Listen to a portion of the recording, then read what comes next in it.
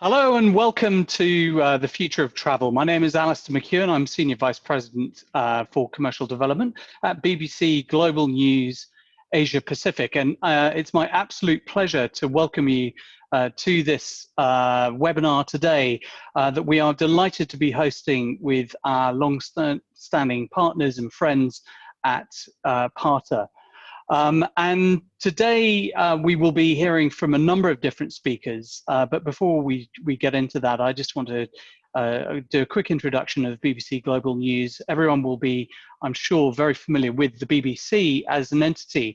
BBC Global News is the international commercial arm of the BBC, and we are responsible for broadcasting BBC World News television across the globe, and of course bbc.com to our audiences around the world. And we reach over about 350 million audiences every single week across those different platforms. Today's webinar is part of a series of webinars from the BBC called the BBC Global News Insider Series, and it's the series designed to give partners like yourselves today the inside track on various sectors covering topics that really matter to you and your businesses. And today we're delighted to be able to be talking about the travel industry. Travel and tourism is, of course, an enormous global industry that is so important to so many of us on this webinar today. And therefore, we are absolutely thrilled to be partnering with PARTA and to have this webinar form part of PARTA's month-long Dream to Travel Festival, and we're very grateful for our inclusion into the festival. In order to kick off today's webinar, I'm absolutely thrilled to be able to introduce the CEO of PARTA to offer some opening remarks today. So over to Dr. Mario Hardy. Mario, lovely to have you with us today. Thank you. Thank you, Alistair. Good morning, good afternoon, good evening, wherever you are around the world. A great pleasure to be all with you today for the fourth week and the last week of the Dream to Travel Festival. For those of you who have joined us over the last 3 weeks for the Dream to Travel Festival, I hope that you enjoyed each of the experiences. If you've missed some, if you've not been attending since the beginning, you can always go to our website and actually the Dream to Travel website and watch some of the recordings of the past experiences and activities. I think today's discussion is really relevant to the Dream to Travel Festival and what we've been doing for the last 3 weeks or 4 weeks now, because we've got essentially the festival is ending tomorrow. Festival was created to get people to keep travel in their mind, to think about where they want to travel in the future, to get inspired, but also for the trade to reconnect and engage between themselves during that period of time. All of us, I'm assuming many of us, certainly I, have been attending countless amounts of webinars and discussions over the last few months, so many that I can't remember how many I've actually attended. And we've heard about numbers, and we've been depressed by actually what's going on within the sector at the moment. But throughout this, there were actually some wonderful experiences and marketing that came out of it, where destinations were still trying to keep in people's mind travel to their destinations. I'm sure many of you have seen the videos from the campaigns from the Faroe Islands, where you got invited to control a drone and visit the island. Or for those of you who've been watching on social media yesterday from Iceland, where you really want to shout really loud about your frustration about this current situation, which gets transmitted to a speaker right in Iceland where everybody can share. I've also seen beautiful campaigns organized by Sri Lanka and by many other destinations on BBC Travel Show.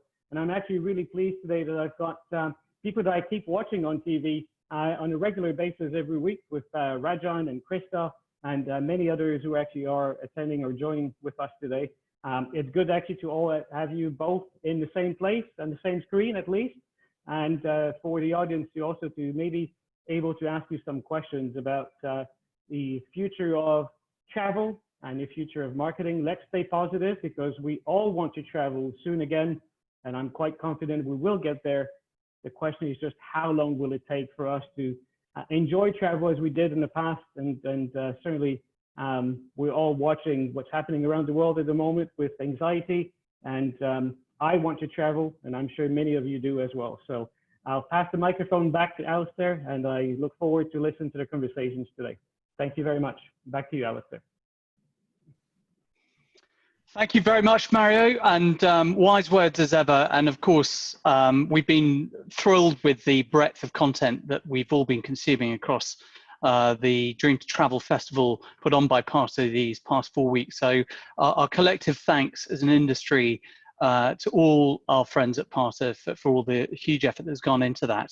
Now, a few housekeeping rules or guidance really just to talk about the webinar today is really just to talk a little bit about how we're going to operate the webinar.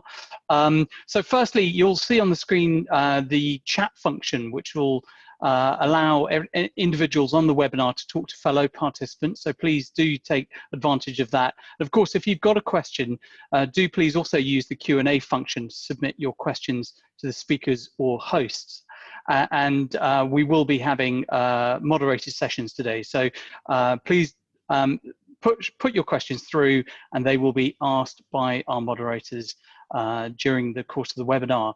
Now, today's webinar is forms two sessions, and you're going to have an opportunity a little later on to hear from our representatives from Japan Airlines, from Sri Lanka Tourism, and also from Accor Hotels, as well as myself representing the BBC. And this 90-minute webinar is going to be split into two 45-minute sessions. And the first session will be, you will be hearing from a travel panel of experts from the BBC, a range of people who are steeped in travel journalism, travel expertise over many, many years of covering the industry, and we'll be delighted to hear from them very shortly. And they'll be in conversation for about 30 minutes, and then there'll be a 15-minute section for questions to the panel, which will be moderated by Paul Prankan at PARTA. So we're looking forward to those questions in due course. The subject of the webinar today is a whole new world, and the discussion amongst our panelists. As we know, global travel really came to a crashing halt earlier this year, impacting businesses and livelihoods around the world. And we're all eagerly awaiting the question of when and how is travel going to re-emerge. And of course, we're also very interested in how the industry is being covered in general, and what are consumers thinking, and how businesses are going to evolve and to remain safe during their travel experience. What are the types of travel stories and trends that have caught the attention of our panel of experts from the BBC today, and what news will consumers be interacting with in regards to destinations in the foreseeable future? Today we've got four outstanding colleagues from across the globe. In London, we've got Mike London, who is the editor of the BBC's award-winning travel show since its launch in 2014. Mike is originally trained as a radio news journalist and made a move into TV in 1998, where he's worked on many major national and international headline stories in his time, producing and reporting for the BBC News Channel. And more recently been specialising in features and documentaries. Mike has worked in over 60 countries worldwide, and now leads a broad team of multi-skilled journalists who produce the travel show. A face that you will be very familiar with is Rajan Datta. Rajan is one of the global TV's most recognised and experienced faces, and he's been a travel presenter for the BBC since 1990, where he began co-presenting the groundbreaking BBC TV programme Rough Guides. Rajan has travelled in over 90 countries and still feels, and I'm paraphrasing here, that he hasn't even began to scratch the surface yet. Rajan has multiple experiences to draw on, and we're looking forward to hearing from him. As part of the travel show team, Krista Larwood also is joining us as one of our panelists today. Krista is an established travel writer, TV presenter, and a self-confessed adrenaline addict, and has been part of the the travel show team since 2014. Again, you'll recognize Krista's face from many segments that she's produced across the BBC Travel Show. And bringing up our fourth panelist, Anne Banas. Anne is based in New York, and thank you, Anne, for getting up at some ungodly hour of the morning this morning to join us. Anne is the editor of the BBC Travel Vertical, BBC.com's award-winning travel vertical, BBC Travel, where she creates original, engaging, and shareable content for our global audiences. Previously, Anne has been the executive editor of and the face of smartertravel.com, and has appeared on many different programs, including ABC Nightline, The Early Show, Good Morning America, and being published in a range of different media, such as the New York Times, Washington Post, Condé Nast Traveler, and the list goes on. We are thrilled to welcome our panelists today. We've got about 30 minutes for this panel session, and without further ado, I will hand over, and may I ask Rajan to take the lead on our panel discussion today. Thanks.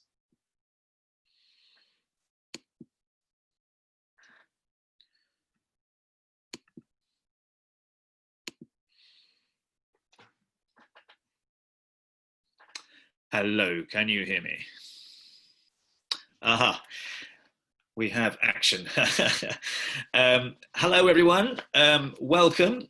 We are delighted, the four of us, to be here and talk to you during what has, let's face it, been a very, very strange time for all of us.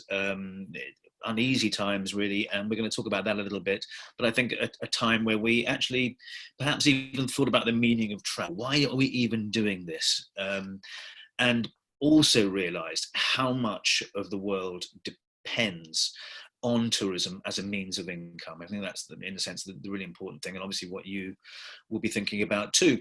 So without further ado, I want to go to our panel and go through some of the questions that people do ask us. And the first one really is, how do we keep the channel on air? How do we keep the website on air? How do we do all that stuff during lockdown? And what was our immediate reaction? So Mike, let me come to you first of all. Just take us back to that time when it all kind of launched on us and we all realized, oh my God, the world's in kind of a weird kind of meltdown here. What do we do? Hi, Rajan. Well, in some respects, it seems a lifetime ago, but obviously it was only 3-4 months ago we're talking. And in terms of the travel show, I mean, you were right in the thick of it, because as I remember, you were in northern Italy, having oranges thrown at you at a festival, which was great pictures. But for people who may not know, northern Italy was kind of at the epicenter of the outbreak of the pandemic when it moved to Europe. And you were there, I believe, kind of beginning to mid-March. And That's of course, right. I remember, we love making TV. We've managed to stay on air. That's what every TV show in the world wants to do. But of course, at that particular time, our initial concern was for the safety of our crew. Where are they? How close are they to the pandemic? Can we get them home? We managed to get you home. We just avoided quarantine, so we managed to get you home. But I would say perhaps the thing that I'm proudest of, happiest about, is that the controllers of the news channels. We're a program that goes out on news channels in the UK, also globally on BBC World News. They kept us on air. I think not only because they realised this was a huge travel story, but it was a huge global news story. Obviously, it goes without saying. And everything from the impacts on jobs, people being stranded, the impact on the environment or otherwise, they recognised throughout this the travel element is hugely, hugely important.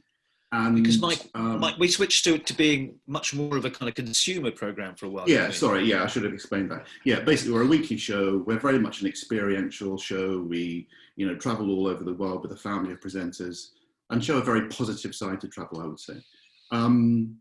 Most of us who work on the team trained originally within the news environment. We all grew up working in radio newsrooms or TV newsrooms, and then moved into documentary making and travel making, filmmaking. So basically, when this became a big news story, we kind of had to flick and put our news heads back on, which was a slight shift in gear. But there was such a demand for reliable, relevant, up-to-date information out there. We've managed to stay on air. Every 3 weeks, we produce a new program, which is very current, far more current affairs-y than we ever used to be, which essentially updates people around the world on where we're at. And then the other 2 weeks, we basically delve into the archive and we show repeat material. Henry Golding, who used to be, I don't know if people in Asia remember him, he used to be one of our presenters, is now in Hollywood. He's made an appearance yet again. And I think it's twofold really. One is that it's good to give some people some inspiration. Remember, travel will still be there when this crisis passes. They will be able to go to places. So to give some people some inspiration in that respect, but also, just to give them some light relief. The news isn't particularly good at the moment. We're bombarded with bad news at the moment. So it's good every now and again just to give people, once every 3 weeks, a bit of light relief. Okay, Mike, well, we're going to come back to how, as the weeks went on, the travel show kind of evolved and what else we were doing in a moment. But let me go to Anne now and ask you, I mean, what's really interesting with the travel website was that there was actually an awful lot of traffic coming to you, wasn't there? You were really busy and in demand. Yeah, thanks, Roger. I think at first we were like, oh no, how are we going to produce a global travel website when the majority of the world isn't able to travel, including our contributors? So we quickly were able to pivot. And because of that quick thinking of the team, we were able to increase our traffic. In fact, we had record traffic through the months of April, May, and June through the pandemic. And it really goes to show that there still is this great appetite for content around travel topics. And the things that did really well for us in particular were food content, because so many people were stuck at home. They were looking to create recipes. So we looked to trends, particularly Google Trends, to see what people were looking for and created packaged content around that. So we didn't just post recipes, but we also posted the story behind the dish. So we still did what we always do, is tell great travel narratives around these food themes, but do it in a way that's relevant. So if people weren't traveling at the moment, they could still, get the information, hear a story, and also be able to make the dish. Other things that we are able to focus on, our mission is always to fall in love with the world. Like Mike was saying with the travel show, we're very positive and inspirational. So stories about culture were really huge for us. And actually, you can just let the video roll, Paul, because it'll start to show. It should autoplay. Yeah, it's kind of flipping around a little bit. There we go. And with the culture stories, really showing how people are coming forward around the world to deal with coronavirus, but in ways that they always had. So for example, we have a story on Pakistan with a concept of zakat, which is a tithe that they have always done. It's a concept of generosity. And this story went viral because it really spoke to the times. Here's an example right here of that particular story. And they were able to, again, tell a very cultural story that goes back into traditions and do it in sort of a long form narrative, but make it relevant to the times. Other things that really worked for us were stories on national identity. People really cared about learning about what countries are doing in response to the virus, such as New Zealand, which is very progressive, and how are they able to contain the virus. And it actually goes back to a culture of being progressive in that country. And the other thing that you've seen flip on the screen a little bit is a story on Japan's Indigenous people. And we have seen a spike in traffic on stories about people from Indigenous cultures. I think there's a lot of reasons for this. Inclusivity is a huge topic right now, but also I think people are longing for information of better ways to live and a more responsible way to live. So they're looking towards, sort of ancient wisdom and ways that other cultures around the world have dealt with things like preserving the environment and wellness, which obviously are very huge topics right now. We will go to, I don't know if you can hear me. You can, yeah. We will go to return to some of those themes, Anne, as we go along, and we ask really what people do want in this time from travel content. But Krista, I want to come to you, and we just heard that you are a travel junkie. Essentially, you're an addictive personality. You love going around the world, as we do all. But you couldn't, and you are still essentially at home in a kind of lockdown. How's that been for a start off for you? Well, I must say I'm very lucky because a couple of months before lockdown, I moved further out of London. So I'm not stuck in a very tiny apartment without any outdoor space. Now I have a very small garden, but a garden to escape to and sort of get some green around me and breathe fresh air, which is very nice. But, like so many of us and so many others, I'm desperate for travel, regular travel to resume. I can't wait to jump on a plane and head somewhere new and try some different food and all that sort of stuff. But like so many travel journalists, instead, we're sort of sitting at home and wondering what the future will be. Because COVID, of course, has dealt a serious blow to usual business. I've made my living for the past 15 years. The majority of that has been producing travel content. And lots of my friends and colleagues and former colleagues have been affected by this. Lonely Planet, who I had a relationship with for years, the world's biggest travel publisher at one point, has downsized considerably, closing some of its operations around the world. We've seen travel magazines, especially in-flight magazines, of course, on hiatus, some of them closing down, shedding staff. So I've got a lot of people around me who are worried, and many wondering if they need to move into another space to be creating content. I really hope that doesn't have to happen. And I'm really pleased to hear whispers on the grapevine of people starting to talk about new business, spotting potential holes in the market caused by these bigger players starting to reduce their operations, and talking about, hey, maybe we should start a travel content agency. Maybe we should, start a newsletter to keep things ticking over, to keep people enthusiastic about travel. And even things like, whispers about new travel magazines. So I think, everybody's feeling pretty, sad at the moment about the state of affairs, but I see some glimmers of hope that we might see some interesting new players emerging as a result of this. Okay, great. I mean, we are definitely going to talk about what kind of content we can see ourselves making in the future. And in a sense, we're going to, I think, have that existential discussion. What is the point of travel? What is travel about? Why do people love travel? So even when they can't do it, why do they love watching content about it? But let's go back to Mike. And we were talking earlier about how the content of the travel show evolved. So you've gone from the immediate consumer concerns. You then went actually to certain locations around the world and in Asia, for example, and actually looked at what was happening there, didn't you? Yeah, we certainly did. Like you say, that initial shock, the impact of people being stranded, people being out of pocket, people trying to get refunds from their airlines or travel agents. That was, I would say, that was the first 4 to 6 weeks. Then we moved on to another stage. It was just looking at the impact on the world, the impact on the industry that the crisis was having. And the title of this webinar is a whole new world. I think in terms of travel, it's certainly a whole new world. Also in terms of television, it's a whole new world, because we essentially had to reinvent the wheel and work out how we're going to get content from around the world without being able to go. Normally, we're a very tight, small little team who will just jump on a plane, think nothing of flying to the other side of the world for 3 days, making 2 films and coming home. And then they're on television 2 weeks later. Can't do that anymore. Luckily, we have a string of kind of producers and videographers and reporters around the world. We now have more, I hasten to add, because we had to find them. And they were able to feed us content. If this had happened 10 years ago, no game. We wouldn't have been able to do it. But now, thankfully, the technology works. Zoom is just one of the tools that we're using. So we've been very lucky. We've been able to get some on-the-ground reports from destinations around the world. And the one we're going to show you now, I think Paul's queued it up, is from Cambodia, Angkor Wat, globally renowned for being a beautiful, amazing destination that's always packed.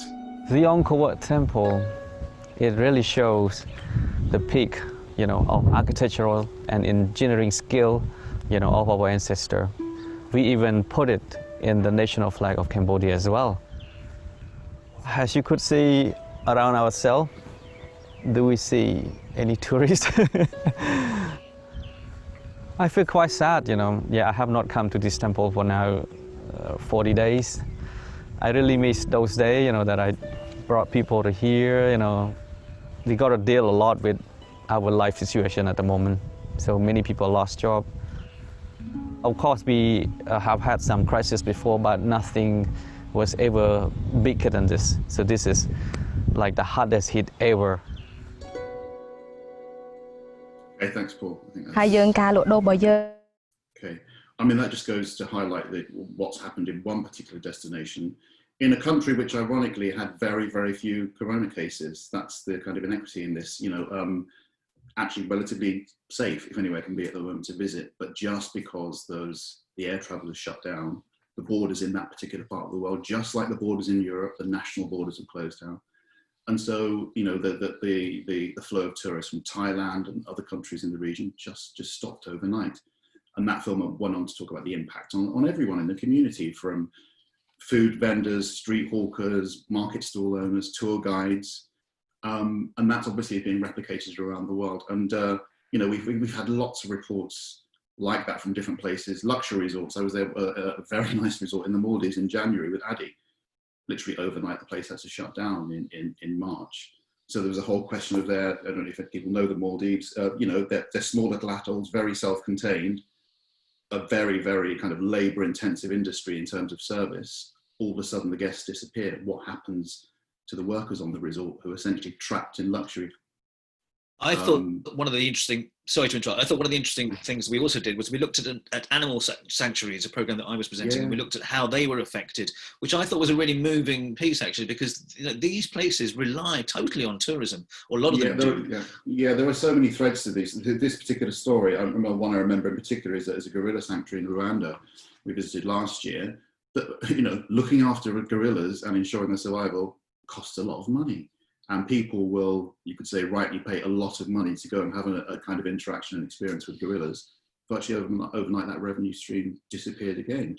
So there was then the threat of, okay, well, the various conservation work they're doing can't continue. The medical care the gorillas are receiving can't continue. The threat of poaching returning, because the local people are a lot poorer now than they were 4 months ago. So that whole impact kind of section, but that could run and run and run essentially, but we can't keep making programs about how terrible everything is all around the world. People get that by now. We can shed a light in certain different areas that people wouldn't necessarily know about. So we've kind of moved on now, and we're very tentatively looking at, I hate to use the word recovery, but we're seeing tiny little glimmers of hope. And one film in particular that springs to mind, we broadcast about 3 weeks ago, and that was a pilot scheme that was operated by the Spanish on the Balearic Islands, the particular ones, Mallorca.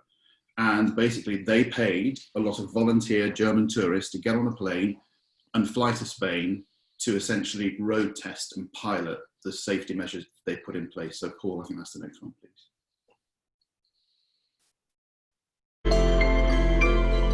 La pandemia parece que está controlada. Ahora el problema que tenemos es la economía y tenemos que empezar para facturar, para ir controlando también la economía, que es muy importante también. To test their COVID-19 countermeasures, Spain invited 11,000 Germans over 2 weeks to fly to the Balearic Islands.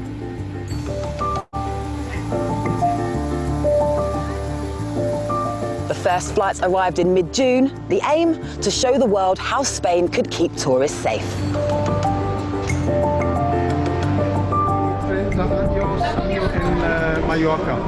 Hello.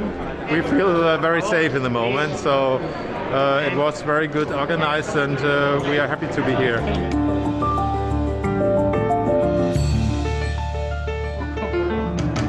Mucho calor. None of these arrivals were subject to the 2-week quarantine that was imposed on all visitors since the beginning of Spain's state of emergency. Please note, a face mask covering your nose and mouth must be worn at all times. Instead, they had their temperatures checked and were asked to hand over the contact details for their accommodation. For tourism companies here, it's all been very welcome. It's very good news that after 92 days we're getting our first arrivals back to Palma de Mallorca. Obviously it's been a very complicated period of time both here on the island and I think in general in the world. But the tourism is a very important part of the Spanish economy and it needs to start again. The tourists were sent to a few select... Okay, thanks, Paul. There you go, lots of people getting a free holiday in Spain. Who wouldn't enjoy that? Yes, I was going to say, if any other country wants, volunteers for people to come across and do that, I'm there for you if you need me. Join the queue. So essentially, that's kind of where we're at. I think in terms of the program, we're seeing these chinks of light. We're seeing initiatives. We're seeing people starting very slowly to travel. Certainly domestically, also internationally, very, very slowly.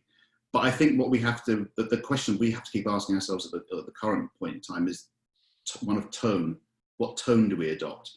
For all the people who are absolutely desperate to get on a train, get to the airport, get on a plane, fly for 10 hours, for all those millions of people, there's probably, who knows, there's probably a vaguely equal number of people who would be terrified to do it. And that's the very last thing they want to do and they want to see other people doing. So that is our kind of editorial dilemma at the moment, I guess. Okay, Anne, just come back to you. And you mentioned what some of the things that people were interested in particular on your website. As time has gone on, have things changed? Have you got more traffic to certain content? Yes, absolutely. And I think originally we had written a lot of sort of what we're calling COVID adjacent content. Now we're sort of moving forward. People are looking for just to read great stories. So we can tell stories on history and culture. So that's always been our bread and butter. And it's great that we can continue to do that because there's a lot of interest. I think people are maybe bookmarking places they might want to go in the future.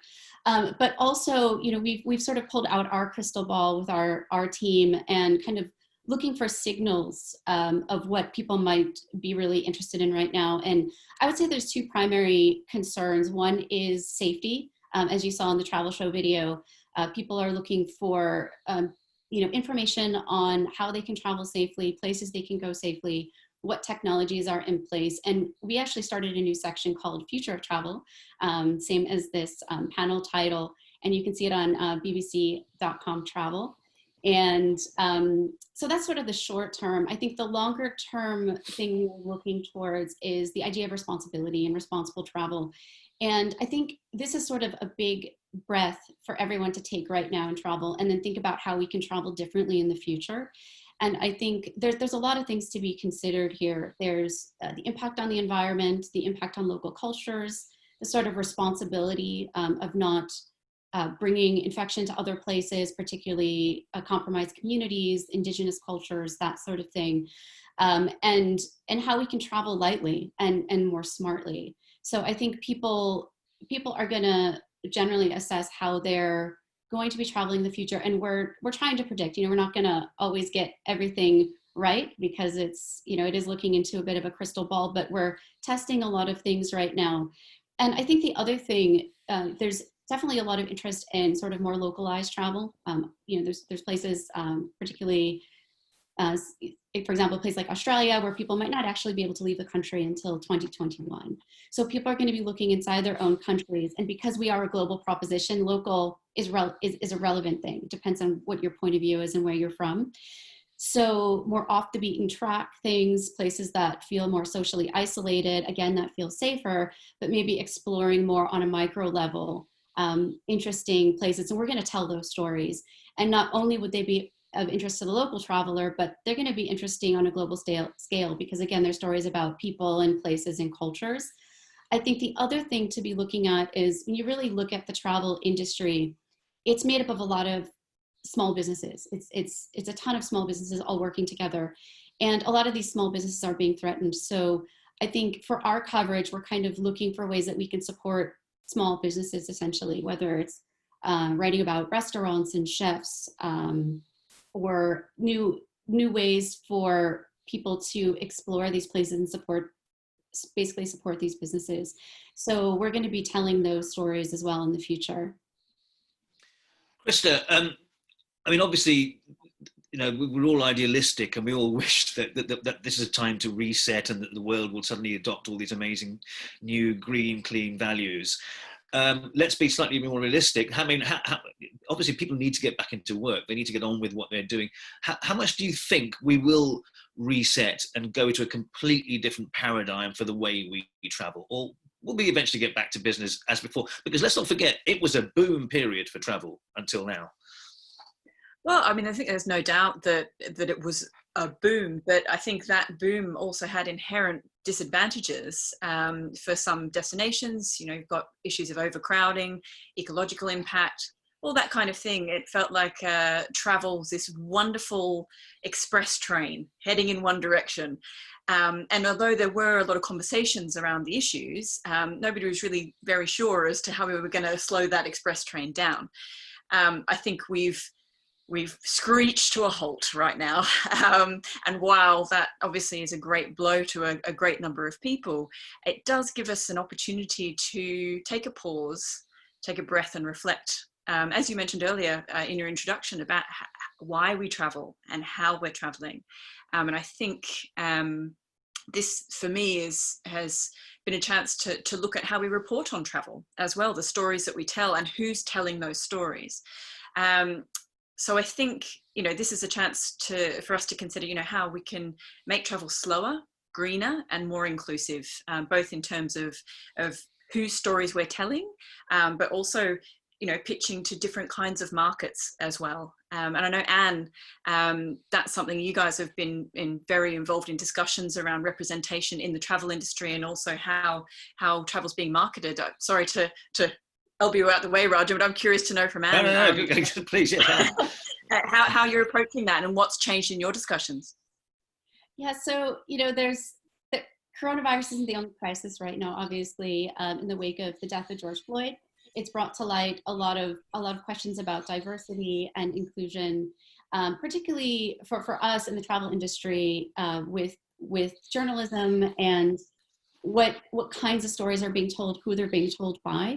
So this is an effort that BBC Travel and the Global BBC has already been working on. We have a project called the 50/50 Project that's been running for, I think, about 3 years, where we're looking for gender balance in our reporting. So our bylines, we aim to achieve that 50/50 balance of male and female, as well as sources.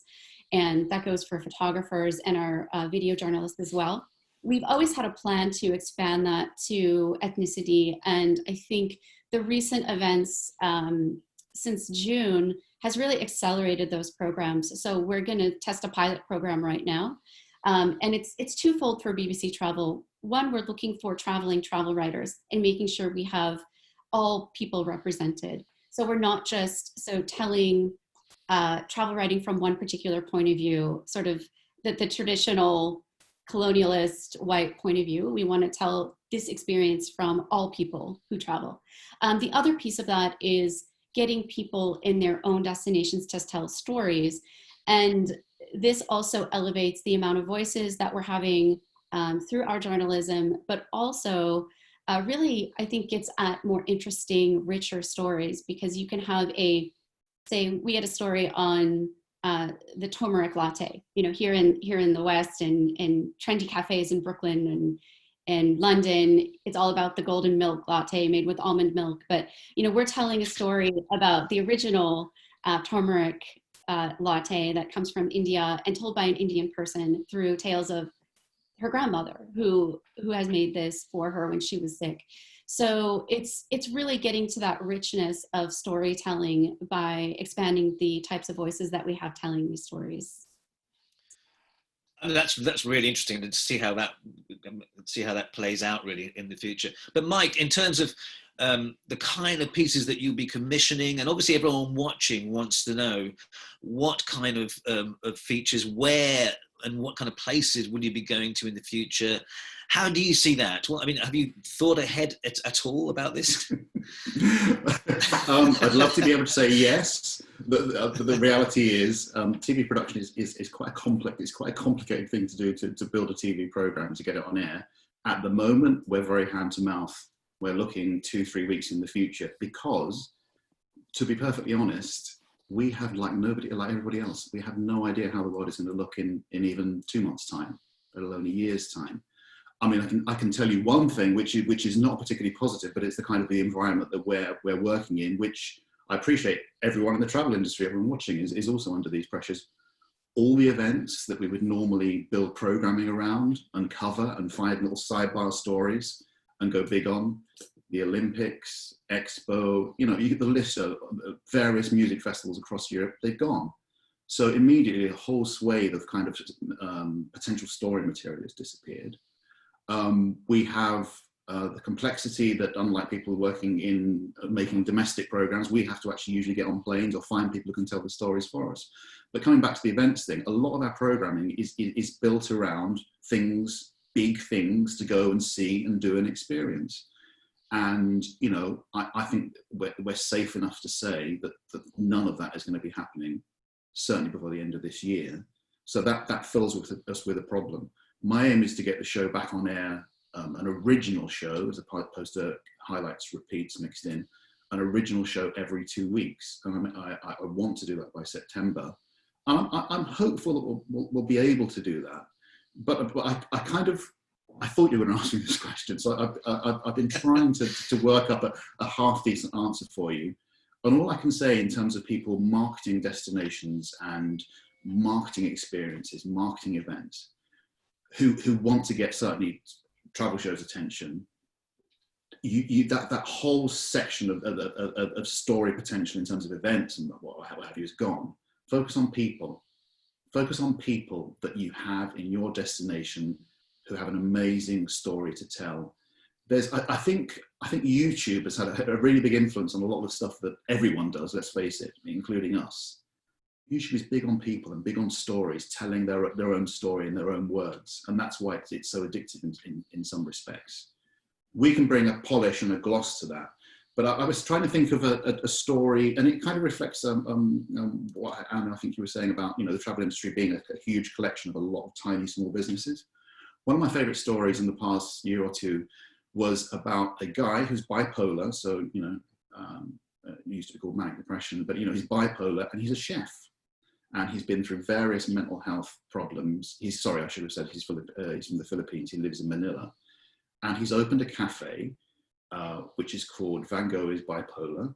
And all of the recipes and all the dishes that you can go in and try are based on his own kind of scientific research in terms of, mood enhancing, the kind of food that will lift your mood if you're feeling melancholic, if you're feeling manic, if you're feeling happy, sad, or whatever. He has a kind of macrobiotic diet, a selection of food to match that. And he just told his own story. And for us, that was such an amazing piece. And it completely, I hate using the expression blew up, but it did on social media for us as well. Because there you have a Filipino guy in Manila who has an interesting story. There's such a huge emphasis at the moment, quite rightly, on mental health. It was just like the meeting of so many different perfect story strands. Add to the fact he was incredibly charismatic, had a really touching story to tell. We got to see some of Manila. We got to see some Filipino food. It was just an amazing, colourful piece, and he was a delight. And, all the while that these events aren't happening, whether they be, lantern festivals in Taiwan or expos in Dubai, all the while they're not happening, I'm wondering if what people might want to start thinking about in terms of, because he was promoting not only his restaurant, he was promoting the city, he was promoting the country. That's somewhere to go and something to do, something unique you cannot experience yet anywhere else. So whilst those things have all been cancelled or postponed, maybe start thinking about what kind of characters do you have? Who have you come across in your travels who will come across so well on TV and online and would really represent your country in a contemporary, modern, fantastic fashion? And to be fair, I think the programme always tries to do that anyway. We're always interested in characters, aren't we, and situations, and perhaps counterintuitive stories, not stories that perhaps reinforce, for example, the stereotypes of idyllic beaches and lovely Caribbean islands and whatever else. And Asia, this region is so rich with amazing people and amazing stories that I don't think there'll be any problems with getting coverage in this region, as long as we can get in there and do the stories. Just last, because I suspect we're running out of time, but just to kind of end really on for us. And number one, what kind of travel do you think might emerge now out of the kind of the wreckage almost of what's happened so far? Where do you see travel trends going? Krista, let me ask you, what do you think? Well, from what I've seen, it seems like there's going to be an increased emphasis on technology. I think that's going to go a long way towards making people feel safe.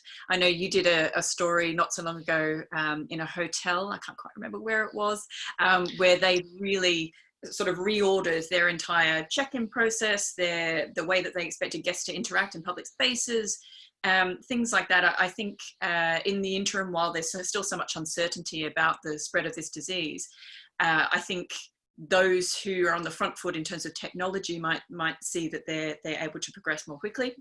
Who knows? That seems to be an interesting trend. Also innovation, not just in technology, but also in the way that we're expecting people to travel to our destinations. I was really interested to see that Barbados, for instance, has looked at introducing a new visa, which instead of welcoming guests for a few weeks or even a month at a time, you can go and stay there for a year. And if you're a remote worker, wouldn't it be nice to sit by the beach under a palm tree and be a local of Barbados for a year? That to me is a sign of an industry that's starting to become looser, starting to look at new opportunities and possibilities. Obviously, we've got this, we're sort of chained by COVID, but maybe we can work our way out of those handcuffs and find ourselves in a new kind of setting. Anne? Yes, I would agree. Innovation, and I think creativity is another piece to this. Whenever there's a crisis, people look for innovative ways to do new things.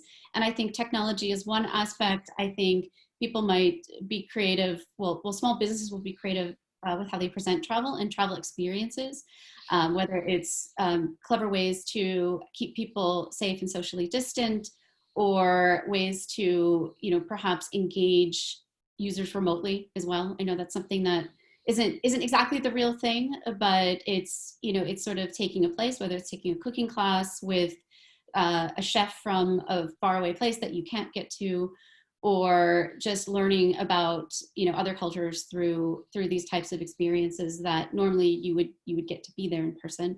So I think we're all figuring things out right now, but I would say all of that coupled with this idea of responsible travel, I think could actually change things for the better. I'm not trying to be overly optimistic, but I think we are definitely having a reset right now. And I think all these questions are, for what it's worth, they're coming to the forefront, and they're things that we're going to have to deal with in the travel industry as we continue on this path for the foreseeable future.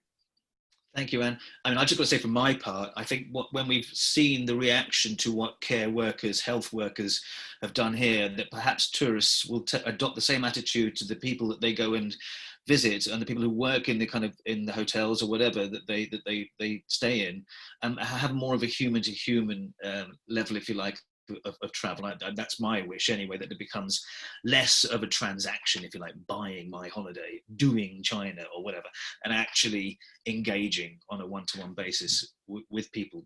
That's my hope, but we'll see. Now, I don't know if there are questions, Paul, and perhaps I can get you into the discussion to lead us here. There you are. Yes, thanks. Yeah, we have a lot of questions here. I just want to remind everyone that if you do have a question, feel free to submit it in the Q&A function. This is actually a unique opportunity to ask the BBC presenters and editorial team. Usually they're the ones asking all the questions. So we're going to go jump into just jump around here for some of the questions here. Lockdown and consumer habits previous to this have seen a boom in podcasts and audio content. Does the team have any plans to explore the audio space more? Mike or John? In answer to that question, I have for a very long time wanted to launch a podcast. The BBC has got a complex organisation, and you have to go through various levels of permission in order to be able to do that. But it would be great to team up with Anne, and I know we've looked at this in the past, and maybe it's another reason to revisit that again, because I think there is a lot of demand out there. So that's something I think Anne and I would certainly, hopefully, want to collaborate on if we can. Yeah, I would echo that as well. It's something that comes up in discussions every few months. You know, how are we going to start a podcast? And like Mike said, there, you know, we have BBC Sounds, and we already have you know, a platform for that. So there's a lot of hoops to jump through in that sense of how we can get a product that's of equal quality out. But I think that is definitely something we would love to do, and obviously teaming up with the travel show, I think would be the best way for us to do that. Okay. I think one thing this crisis has certainly reminded me of, which makes me feel quite good, is you know, the travel media has changed. It's expanded exponentially in the last, you know, maybe the last decade. Nobody is going to go to a travel vlogger who is stuck in, you know, if they're stuck in Peru, nobody is going to ask a travel vlogger, how do I get home? How do I get a refund? Will it be safe for me to come back in 6 months' time? I really like to think that the BBC is a trusted, you know, supplier of news, that they will come to us. So therefore, I think a podcast would be of real great value, because, you know, people come to us for decent, honest, reliable advice. They don't go to vloggers. I would echo that. I mean, I've talked to both these two about podcasts in the past, and I'm sure Crystal would love to be part of one as well. It is such a fascinating medium. It really has grown. Oh,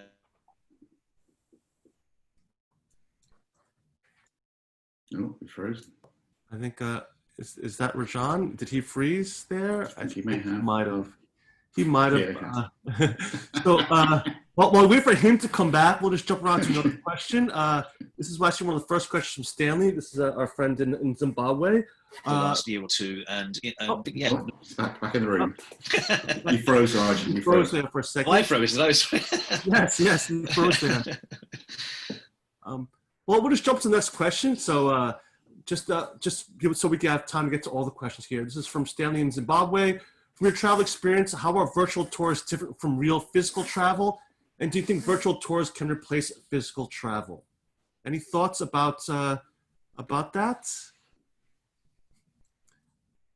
Well, I think, I mean, just as a traveler, my reaction would be that virtual tourism has you know, so much to offer. I mean, I think it's absolutely fantastic. Particularly, I find when I'm researching destinations, if there's an option to do a virtual tour of a destination, I'll always do it, because it gives me all of the tools to sort of try and understand what I'm going to expect when I arrive in the destination. But for me, it doesn't obviously replace the 3D real world travel experience. But I suspect as virtual reality gets more and more sophisticated, and I've tried the sort of Oculus virtual reality headsets and all that kind of thing, and it's quite extraordinary how you can fool your brain into thinking that you're really in these places. So I can see for the travel industry, particularly during the COVID crisis, you know, how valuable this is going to be going forward.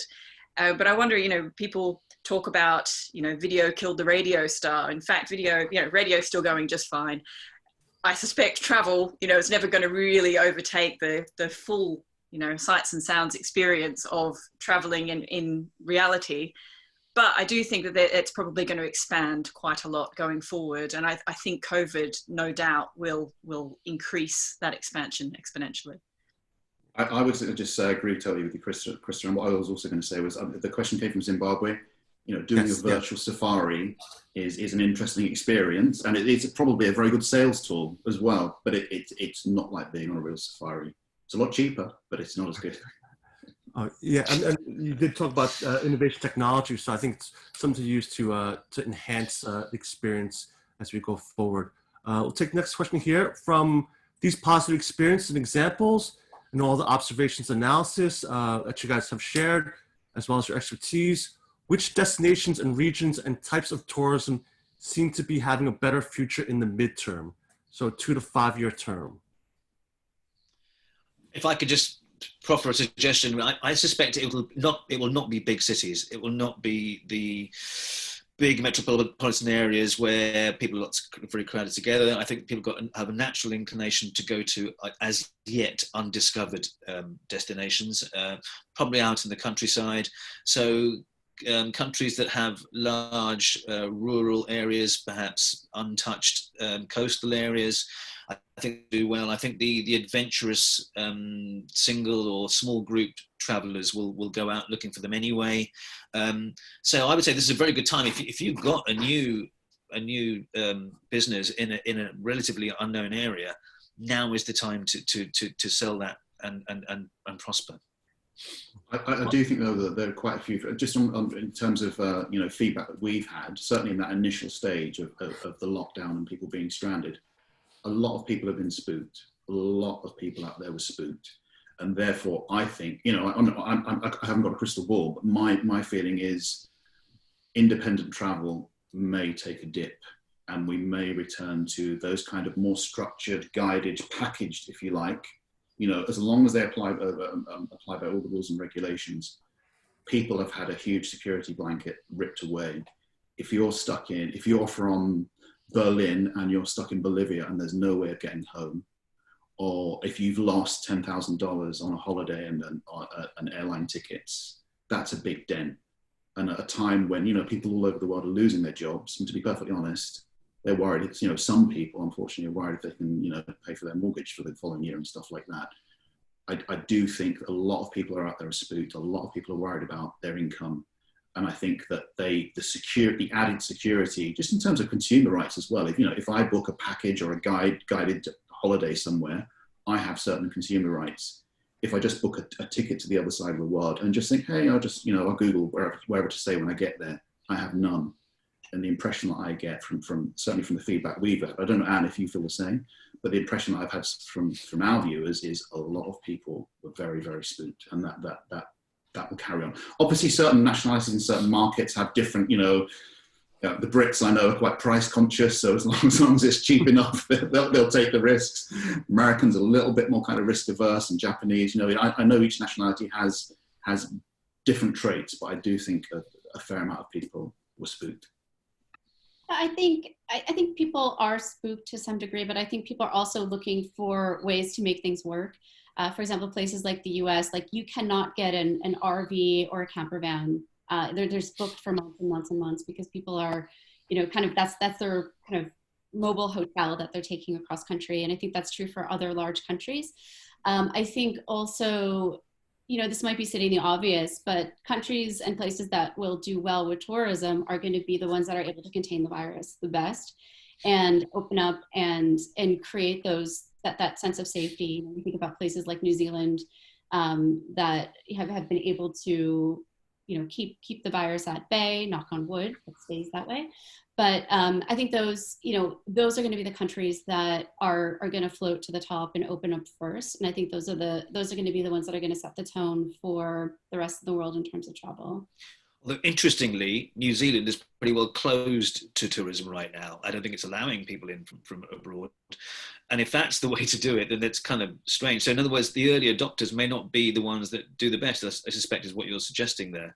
That if they're patient and wait till the country is completely safe. And Vietnam in Asia, by the way, Mike, we were talking about this, I think had a zero fatality and very low. Yeah, it's like Cambodia as well, hardly affected at all, yeah.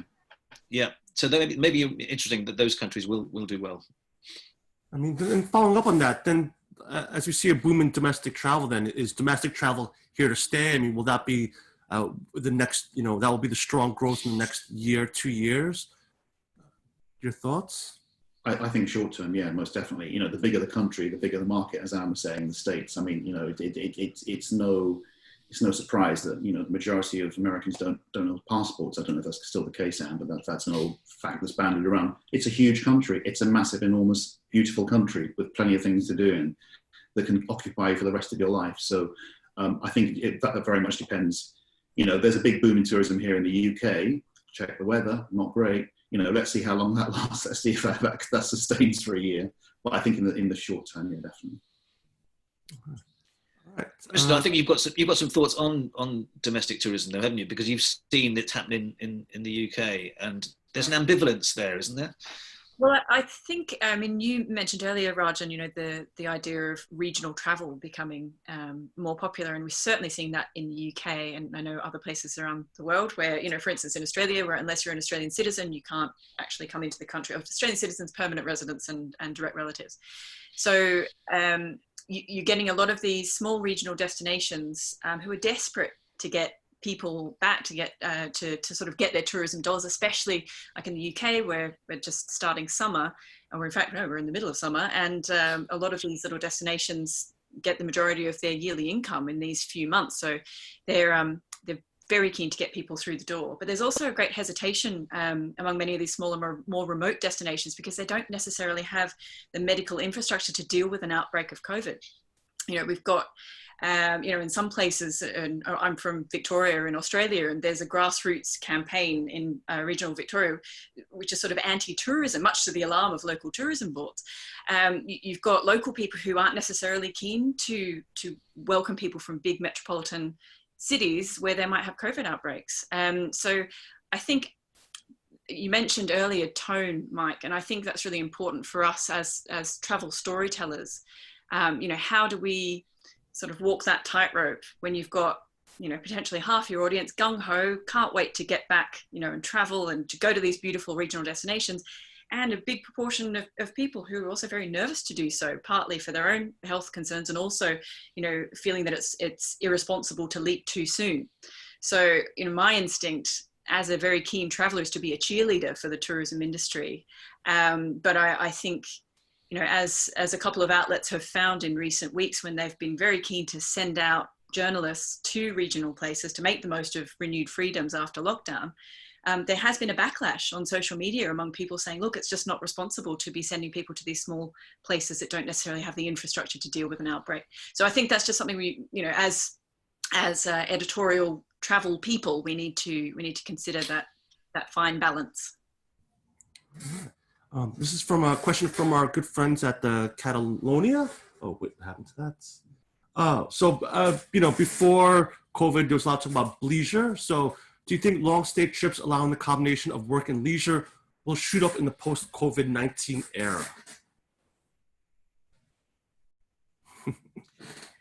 Any thoughts? Well, I mean, just to jump in there, I was very interested to anecdotally on LinkedIn, you know, different discussions around people in the travel industry, saying that one of the surprising aspects has been renewed travel bookings for business. A lot of people thinking that, you know, businesses would be making the most of these wonderful new technologies like the one we're using now. But what's been quite interesting has been the bounce back of business bookings. And I guess, you know, if you're going to take the time to go to another destination on a business trip, that wonderful portmanteau of leisure, I mean, it wouldn't surprise me if people are going to take the opportunity to, you know, if anything, just get out to some of those destinations you were talking about, Raj, and beautiful coastal or regional destinations, you know, where you're going, if nothing else, for some fresh air after lockdown. It wouldn't surprise me if we see an increase in that. You know, people are going to be doing fewer trips per year. I mean, we know that already. So if you do have an important business trip coming up, it wouldn't surprise me that, you know, successful marketers might be able to package that for business travelers to extend a stay and introduce that more leisure aspect. Well, I think we're running short of time here, so I'm going to go to this question here from Norida from Saba. Something that Mike had said, that you're having trouble obtaining content for your show. So I guess maybe some of the destinations are thinking the same thing. How can we reach out to the travel show, like what Angkor Wat did? Well, that, interestingly, the Angkor Wat story came to us via a freelance producer who lives in Cambodia, and we'd worked with him in the past. The irony is that he basically got to us and said, I can't get out of Cambodia. I would desperately want to get into Thailand. I desperately want to go to Myanmar. I want to cover the region. I can't. And I said, well, surely there are some stories in Cambodia for us. So he went away. Within half an hour, he found us the Angkor story. So, you know, it's done by, we gather our stories one of three ways. We find them, local fixers and producers and stringers in various countries find them, or we're approached direct. You know, please email me direct, and I can give you my email now or later on. You can pass it around. Please just email us direct with bearing in mind all the things we've said. in terms of what's working well at the moment and maybe short-term future, please get in contact with me. Yeah, well, I guess that Nora, that answers both your questions, I guess, because she also said about sending a live update. So as Mike said, we'll share the emails with everyone. So I think we're just about out of time. That's 15 minutes of the Q&A. There's a lot of questions we didn't get to. So if you guys have a chance, you guys can always type in, during the next panel, maybe type some responses back to some of the questions that we have here, if you have the time. But with that, I'd like to thank all of our presenters and speakers here, Rajan, Krista, Mike, and Anne. And Anne especially, I know it's middle of the night there in the US. So thank you so much for joining us today. And with that, I will let you guys leave and turn off your cameras as we move into the next session. Thank you, bye-bye. Thank you. So we've heard from our BBC experts, travel experts, about some of the stories that they're looking at, some of the stories that they've already covered. Now we're gonna go towards hearing from different sectors of the industry, from some of our stakeholders, and talk about destination marketing during a pandemic.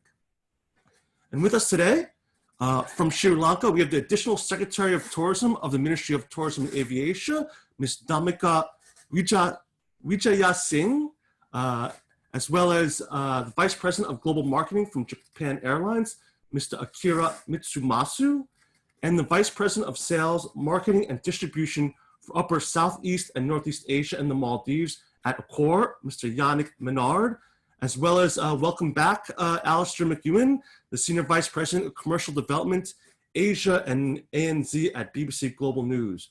So I'd like to ask all of them to come on and turn your cameras on and join us as we go into the second panel discussion today. Well, first of all, thank you very much for joining us today. It's great we have different sectors of the industry, from the governments, aviation, and hoteliers. So a lot of questions I'll ask, you guys will have different answers representing your different sectors. So let's just jump into it. We have a lot of questions. I'm sure we'll get a lot of questions from, from our audience. So we're seeing some recovery, some slow recovery. But staying silent for many organizations means risking potential travelers turning elsewhere. So currently, are you talking to customers during this period? Why and why not? And how are you doing so? And if you're not doing it, then when is the right time to do it? So let's start with Sri Lanka. So Dhammika, welcome. And what's your thoughts on that from an NTO perspective? Hi, Bowen. Thank you for inviting Sri Lanka to join this webinar. When you said that what is the right time to start? Yes, it has been yesterday, today, and tomorrow. Because just because there is a pandemic, we can't stop talking to our audience. So we, with the pandemic, and we have strict measures to manage the pandemic spreading in the community. And we started with the influencers on the theme of Keep the Sri Lankan Dream Alive. We started with bloggers and influencers. We reached out to the global media, and I'm very thankful to BBC, which came for our assistance, and CNN and many other international media. So, during a pandemic, we have to identify our new potentials, and the electronic media and the digital media is the potential here. Therefore, we went for video clips, various WhatsApp, Facebook, Twitter, Instagram, all these the social media platforms for our communication. And with that, we had, when we went for lockdown in mid of March, we had almost 17,000 tourists here. Among them were a lot of bloggers. And then they saw how we managed it, how we took care of them. Because we established this 24-hour help desk, and we attended to all their queries, their questions, then the issues that they were facing, maybe accommodation, transport, or even going out of the country. So we connected with them and we helped them. And then some of our associations in the tourism field, they got together with us. They visited the tourists who were stranded in the country, and the bloggers and the youth travelers, they saw this, and they work with us. They even without us, they developed their own communication, and they went viral, some of these bloggers. So this is a time that we have to keep the dream alive. So there is no time to start. It is right now, or maybe yesterday. Well, thank you. It must be different from an airline perspective. I mean, airlines, it's an extremely difficult time now. So I'm curious. I mean, is that the same thing? Are you doing it yesterday, today, and tomorrow, like campaigning now, or is it maybe different for an airline? Yes, we are indeed going through very difficult times now, and which is precisely why staying silent is not an option, because it sends out the wrong signal that we have nothing to say, which of course is not true. So yes, we are talking to consumers, and we are doing it like how you and I would do when joining a conversation. We listen to what people are talking about and then jump in with our own point of view. So when we hear people say that, oh, they can't come to Japan because of lockdown to see the cherry blossoms, we bring footages and videos of cherry blossoms to them, in fact, throughout Japan. If you hear people say that, or we are facing or experiencing some kind of messaging fatigue, then we propose a mindfulness breathing exercise with wonderful views of Okinawa. When we hear people say that we want to learn something new at home, so we bring them simple Japanese phrases of saying things in simple Japanese. And when we hear people say we want to create a sense of unity and build positive social norms, such as sharing and caring, we join in that conversation. So it really starts from listening, sensing the sentiments, and staying relevant. When is the right time? I think that depends. If your audience are still in lockdown and travel is not an option yet, it will not be sensible to say travel now. But then you could still use travel as something to evoke a sense of hope, which is what we all need now. And we can do this by presenting travel in a new light, expressing it differently, such as inviting people to rediscover destinations that they have perhaps taken for granted, even places they are absolutely familiar with. So it's a bit like, how can I make my first trip after the crisis be like the very first trip I went abroad to 20 years ago? How can I evoke the fresh sensation of newness when experiencing the unknown? Like the range of colors you never knew existed, or scents that would in the future transport you back to this present moment, or sounds that are foreign but which invites you to be immersed in local experience, and all that. We want to communicate something positive for consumers to look forward to. And I think it was also mentioned earlier in the previous session that we need to keep people sort of really enthusiastic and at the same time reinvent the wheel. Yannick, your thoughts on this question from a hotelier's perspective? Yeah, so from a core perspective, obviously, or not obviously, but we are communicating with our customers and our audience. It has moved through different phases of communication, maybe initially much more reactive, answering our customers' anxiety and needs. You know, I'm stuck in a destination, what can I do? Or will you refund? I've just paid for my trip, and you know, there are genuine concerns that were very emotional for our customers, and being a global chain and seeing how the pandemic started and evolved from one country to maybe a second, a third, and then became global, getting the right message and a common policy, I would say, that met our customers' needs wasn't the easiest in the beginning. Once we did, that toned things down quite a bit, and we were able to rebuild a relationship or maintain relationship. And I think that's where, from our perspective, it was important to have the right content at the right time in the right market, kind of like Akira-san was saying, understanding the sentiment as each country, even in my own region, has evolved differently, has reacted differently, has had a different degree of curve, which means that people have different needs, anxieties, concerns.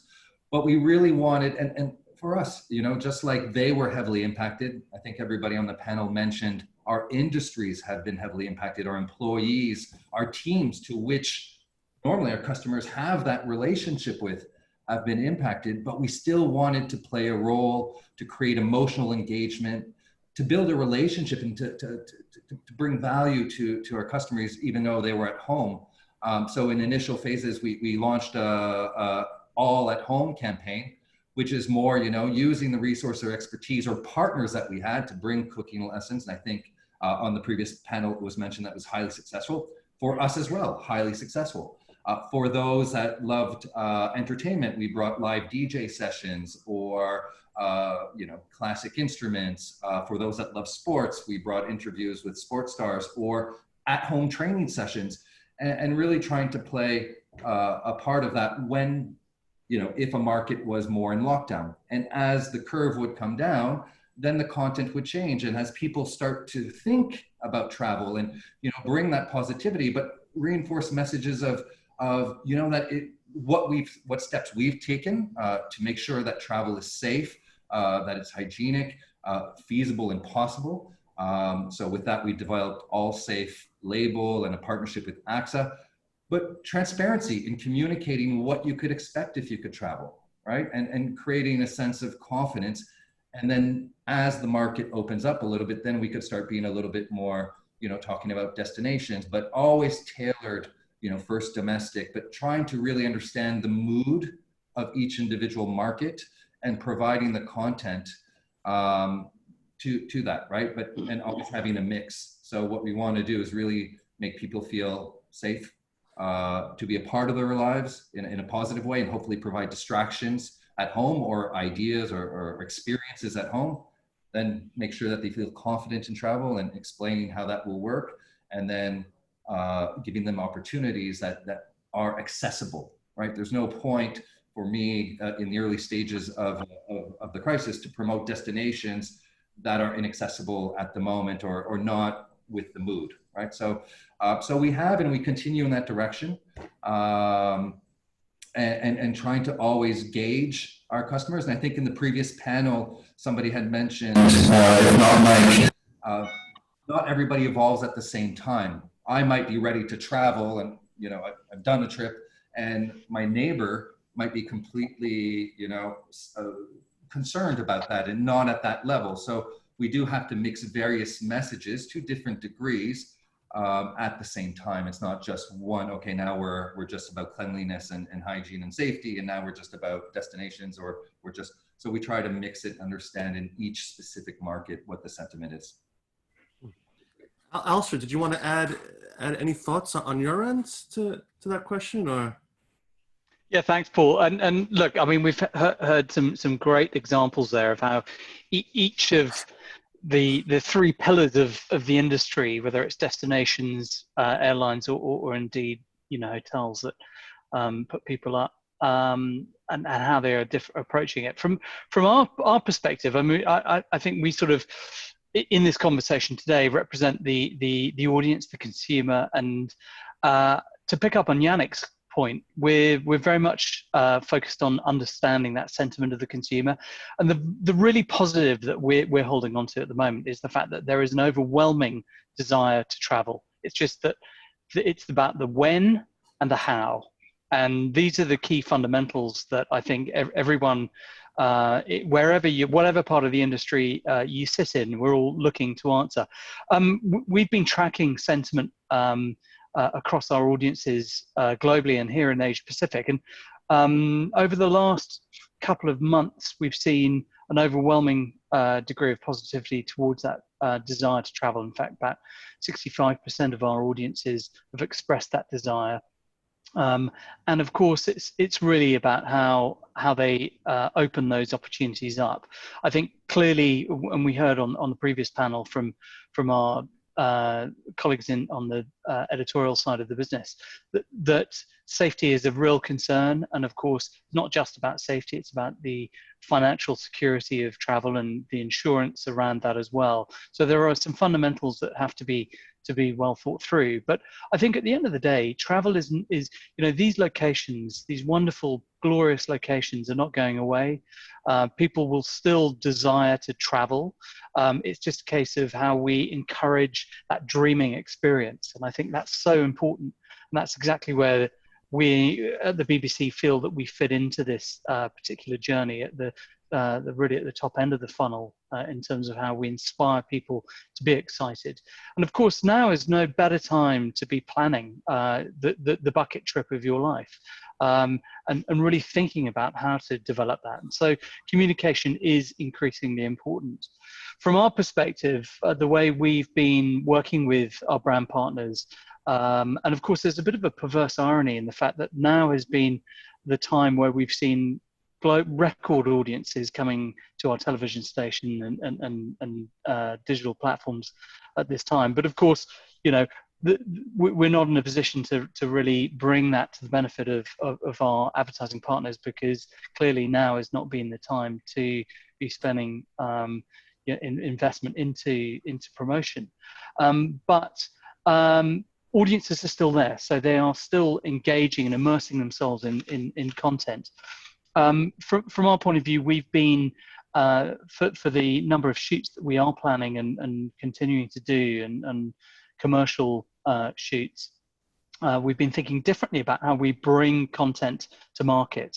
So to Mike's example of the Angkor Wat piece that was done for the travel show, on the commercial side, we've been really working with sort of historical archive footage, pulling out great human-centric stories, pulling out amazing footage that a lot of our brand partners have, these wonderful assets, and turning those into product that can then be repurposed into all sorts of digital distribution means.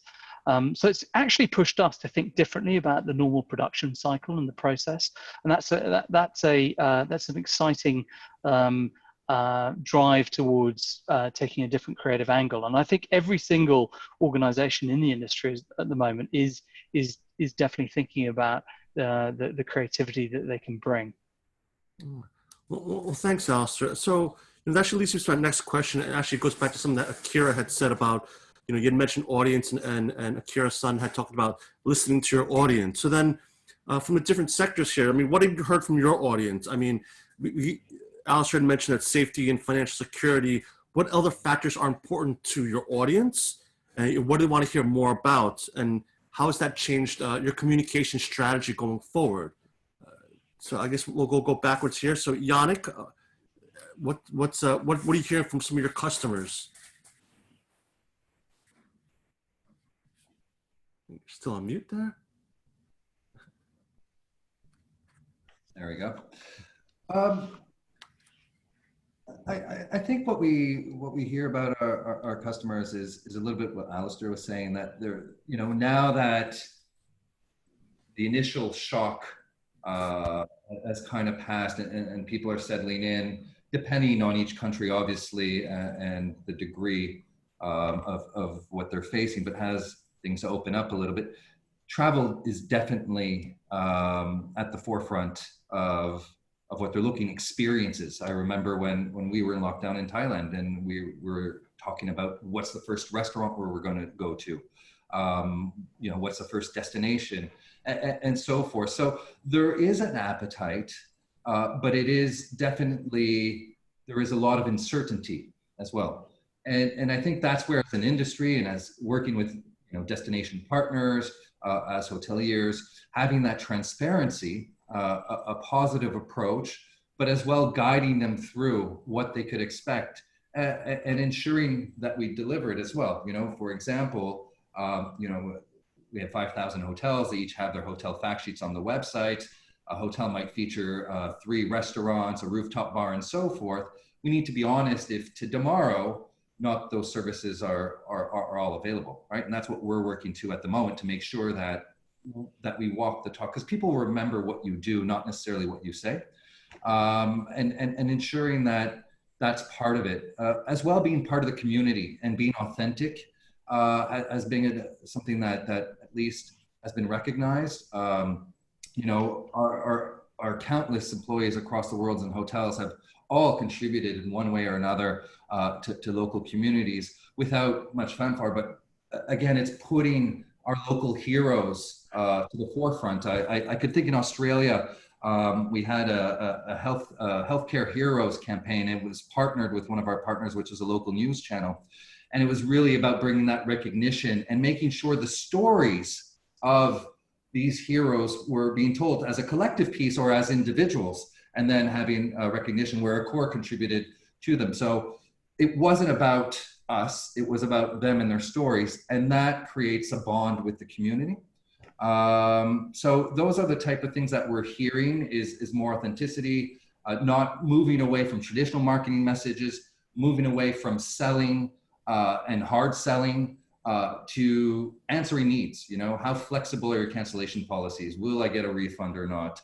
If I do book now, and making sure that those experiences are rich and provide value, right? So it's really changing. If you just looked at luxury travel, where before maybe it was about self-realization and esteem, and sometimes posting on Instagram the fabulous place and experience that you've had, that will probably be repositioned to more, coming to celebrate maybe a missed celebration, a birthday, an anniversary, an engagement, building your own relationships, rekindling with family and friends, and conveying those type of messages will be important,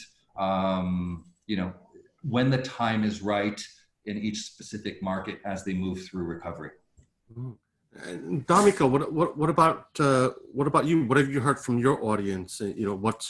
I said, I guess Yannick and Alicia both said safety and financial security are important. Are there other factors that they want to hear more about? And has that changed your communication strategy on the government perspective?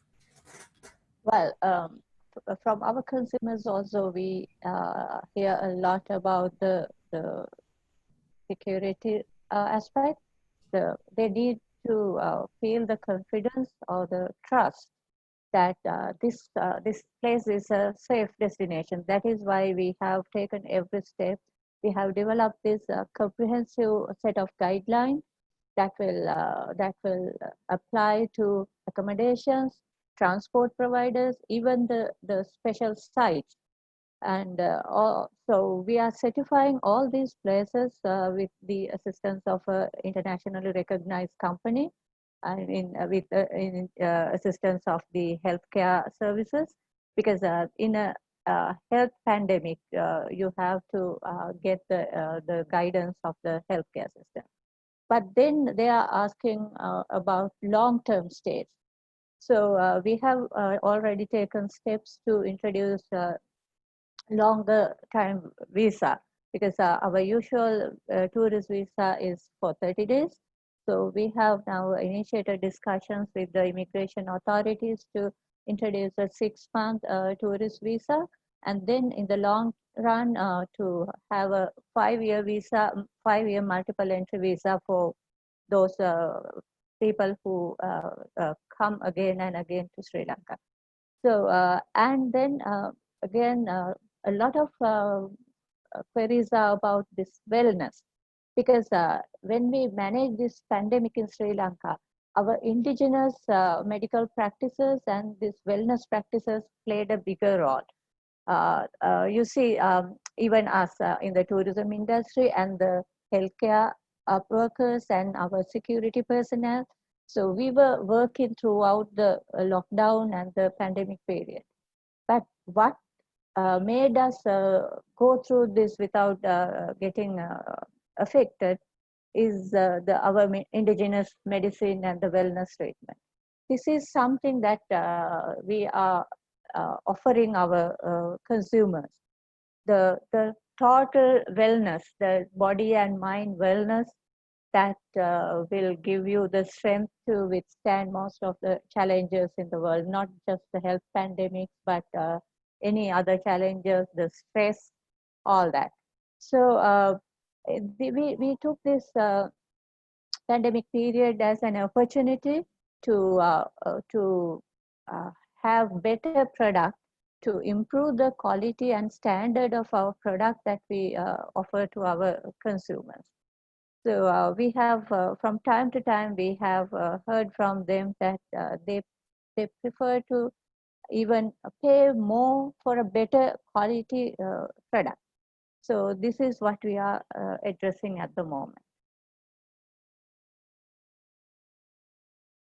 Thank you. And Akira, you're the one, I guess, who brought up first the listening to the audience. So have you been listening, and what have they been saying from your side? Yeah, just try not to sort of repeat. There are some overlaps in things that we are hearing, obviously, about cancellations and refund policies. We need to always provide the most up-to-date and accurate information about the flight service that we are currently providing. Obviously, safety is another big issue. How are we putting in place enhanced safety measures? And like what Yannick said about authenticity is also important.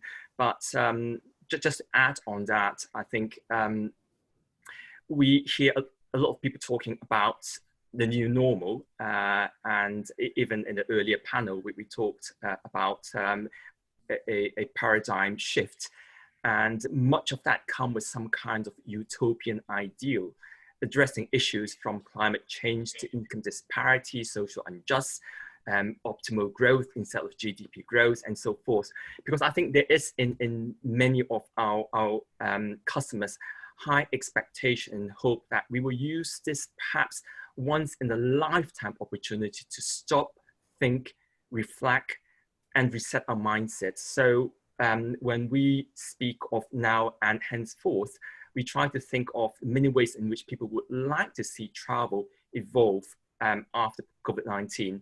For example, travel that would be mindful of carbon emissions, of over-tourism, contribution to local economies, and travel that would promote wellness, like what Zamika has just mentioned earlier on, which I think is much better measurement of growth than merely GDP growth. So yes, we are trying to bring forth something new and positive, and not just through words, but through creating new and better travel experiences. And part of that has to do with also impact tourism, bringing people to less known places in Japan, which is something that we have been working very closely with regional governments in Japan. Well, thanks. The next question here is for Alistair. Before I just get to ask Alistair a question, I just want to remind all our audience that if you have any questions for our panelists, to please use the Q&A function. Feel free to submit some questions. We'll go to a Q&A in just a few minutes. So this question's for Alistair. I mean, you've heard a bit from each of them now. And as a publisher and news provider, how has the pandemic changed the role of BBC, especially of what you've heard from the three other speakers? Well, I think clearly from a journalism point of view, as we heard from our previous panelists, you know, there's an awful lot that has changed for them in just simply producing television output, less so on the digital side of the business. I think from if we pull back and look at it from a broader perspective, I think what we have had to do is navigate at an editorial level how our audiences, what information they need, how they're feeling, what is the critical information, what is the information that we also need to dispel, how do we surface fake news where it has existed. And of course there's been a significant rise of that over the past few months. and a continuation of that trend. So, you know, we've invested a huge amount of our sort of editorial resources into sort of debunking myths, checking facts, specifically focusing down on coronavirus information that audiences need, practical information as well. But at the same stage, we've also seen a significant increase in the level of time and engagement that we've seen across our non-news content, particularly in the travel space. Our travel content, we've grown somewhere between 50 to 60% in terms of our audiences and our traffic over the last few months. And I think that really talks to the audience's ability and accessibility, rather, to time, to be able to have the time to be able to feed the passions. And therefore, it's actually exercised, particularly on the digital side of our business, a significant rise in the volume of content that we've had to produce, and the breadth of content and the different stories that we've been telling. So to answer your question, not a lot has changed, frankly, in terms of the fundamentals of the job that we do as a news media provider in telling those stories. The practice of how we tell those stories has obviously changed, and there have been some significant difficulties in that. But ultimately, a news organization is there to respond and also listen to the signals, to use Anne's earlier comment, listen to the signals that the audience are doubling down on, and really creating content that is most relevant to them.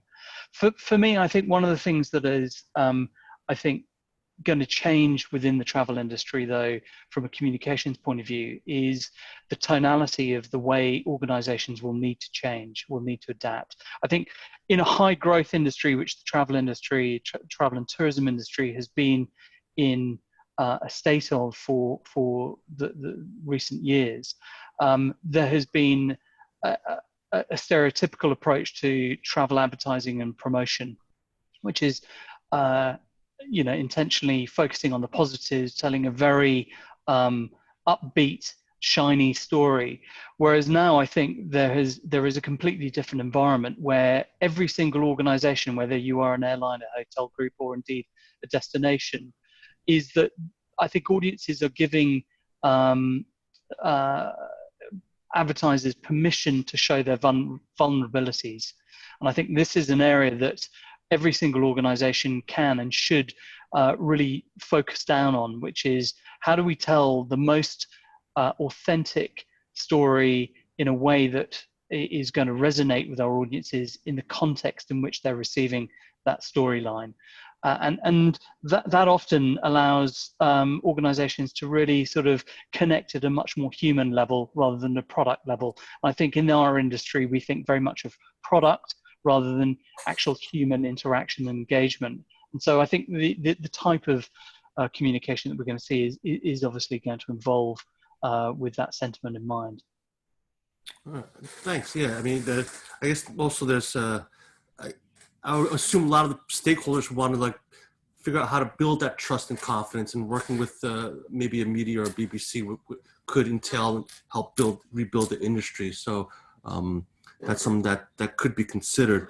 Again, if anybody has any questions, feel free to submit them in the Q&A. I think did someone submit one? It's tough to tell because there's some questions from previous here. So in terms of advertising campaigns then, I mean, what is the sentiment about consumers? How do they feel about sort of the campaigns running during this period? Is there, you know, as Alex said, that they want something more emotional, they want something more sort of just being sort of more vulnerable? I mean, is that the sentiment that you guys have from your perspective as well? Is that being effective now, or I see other destinations, other organizations will do sort of more top of the mind campaigns. What's the sentiment from consumers that you've heard about? Akira, you want to? Yeah, I think it's various different kinds of sentiments for people who are planning their trips now. It ranges really from things like where can I find a good bargain for my next trip, to things like, well, what destination would you recommend? And for destinations or audiences that aren't really quite ready to travel yet, the kind of message is more on not more selling me products, but giving me something to hope for, and to really evoke or reignite that emotion, that wanderlust inside me that would keep me wanting to go to travel when the environment is ready. So again, it really depends very much from market to market, and even within the same market, depending on the segment, people do respond quite differently. Some people would see travel as postponable, some people see it as expendable, some people see it as still essential. So even within the same market, we see different responses. I saw Yannick nodding his head. Did you want to add something to that? No, not necessarily, but I tend to agree with that sentiment. I think it's important that, and again, I speak with that for our audience, that each market could be in a very different phase. Like Alistair or Mike had pointed out before, Cambodia is in a great position at the moment. Unfortunately, it's very isolated from a flight perspective, right? So we're all in different stages in the way we will communicate. But to me, I think just to add on it is, what Alistair was saying, engagement before economics. Even if people can't travel to your hotel, like in Cambodia, how can you, as a hotel or a hospitality company, play a role to build a relationship, to bring value to your guests until they could come? And then as well, communicate what you will do different, or what you will do, from a safety point of view, but from an experience point of view, that will be different and relevant and somewhat shifted from what it was pre-COVID to answer those needs. And celebrate the positives, whether they're within, as countries open up and we start to see some positive trends in travel, or when the first travel bubbles, if they work out well, we need to share that as a destination as well, and to celebrate that and to plant the seeds for future travel. Are probably elements as well where there's a collaborative aspect within the industry that we need to talk about. I mean, for us, we have fantastic products, but it's the people who want to come to the destinations, and how do we bring the destinations up? So working with people such as Damika and Akira, and I think together is where some of these destinations will probably move faster than others. Yeah. Once you understand how you'll be able to. I saw an interesting video the other day, and it was done in a humoristic way, and I was trying to find out if it was an official video for Dubai. And Alistair, I don't know if you saw it or not, but it was like, Dubai is open for travel. And I don't know if you saw it, but it was very, very well done, a step-by-step. Hey, this is what you could expect. Hey, look, you want open space? We have a desert, and this is what you could do in the desert. And hey, and it was done with a touch of humorous, but it was, a right sentiment at the right time, at the right place. And it really brought a traveler through that experience on a touch point. And I think that's something that I haven't seen much of yet. I know every time we hear of a travel bubble or a market's going to open, first question, is there quarantine, no quarantine? Is this going to happen, not happen? And I think in our communications, people are going to get very tired of that quickly if, it's always a false alarm. And we need to be quite clear as well when we do communicate any breakthroughs and successes, but what does that entail? Where like the other day, we had heard, Vietnam will open to China. And then you read to the end, and even then, oh no, it's still with quarantine. It's for business travel, and so, which is great. It's a positive first step. We celebrate it.